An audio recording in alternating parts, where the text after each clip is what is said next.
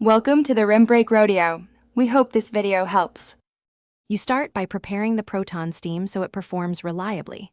Fill the tank with distilled water, making sure the level stays 0. 5 cm below the max line, this prevents spills and mineral buildup.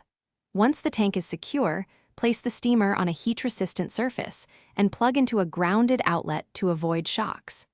Turn the power dial to eco or high depending on fabric. Wait 90 to 120 seconds until the ready light signals full heat. This ensures you control results by combining motion with steam flow. Once ready, hold the nozzle 10 to 15 cm from the fabric and use vertical passes for garments so gravity aids wrinkle release. For upholstery or curtains, use gentle horizontal strokes to cover area. Adjust from low, continuous steam to burst mode for stubborn creases. Start low to avoid water spots, then increase pressure. Move slowly, letting heat and moisture relax fibers. This prevents stretching and gives even smoothing across seams and hems. You finish by shutting down the proton steam correctly to extend its lifespan.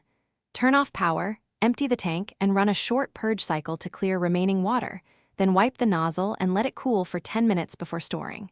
Descale every 3 months or when steam weakens, using a citric acid solution to remove mineral buildup. If the unit sputters or spits, check the tank seal and nozzle for deposits, clean them, reseal, and run the heat cycle again. This usually restores steady steam flow. Thanks for watching. Consider subscribing if we helped you.